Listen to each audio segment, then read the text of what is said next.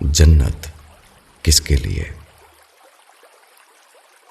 عام طور پر یہ سمجھا جاتا ہے کہ جنت فارم جیسی کچھ چیزوں پر منحصر ہے، مثلا مسلمانوں کے گھر میں پیدا ہو جانا، شناخت جیسی کچھ چیزوں پر پورا اترنا، کچھ ظاہری اعمال کی پابندی کرنا، زندگی میں کم از کم ایک بار صلاۃ التسبیح پڑھنا، اسلاف کے طریقوں کا پیرو ہونا، حتیٰ کہ کچھ لوگوں کا یہ خیال ہے کہ کافروں کو قتل کرنا جنت کا یقینی ٹکٹ ہے وغیرہ۔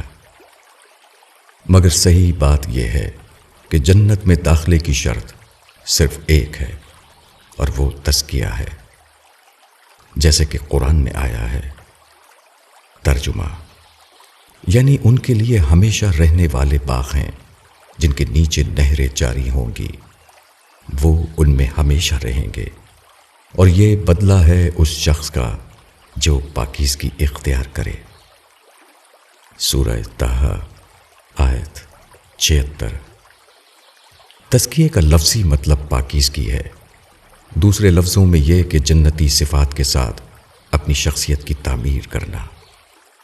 قرآن و سنت کے مطالعے سے معلوم ہوتا ہے کہ جنت میں وہ شخص جائے گا جس کے اندر کینہ نہ ہو، جس کے اندر کبر کا مزاج نہ ہو، جو تشدد کی نفسیات سے پاک ہو، جس کے دل میں ہر ایک کے لیے صرف سلامتی کے جذبات ہوں، جس کے دل میں اللہ کا خوف ہو، جو اللہ رب العالمین کو اپنا سول کنسرن بنائے، جو اعلیٰ اخلاقیات کا مالک ہو، جو لوگوں کو معاف کر دینے والا ہو، جو دوسروں کے لیے وہی پسند کرے جس کو خود وہ اپنے لیے پسند کرتا ہے، جو انسان عامہ کا خیر خواہ ہو، وغیرہ۔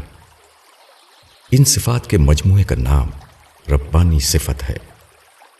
جنت کے لیے وہی عورتیں اور مرد منتخب کیے جائیں گے جو ان ربانی صفات کے حامل ہوں۔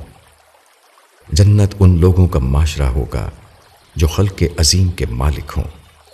جنت اسی قسم کی اعلیٰ صفت رکھنے والوں کا اعلیٰ معاشرہ ہے۔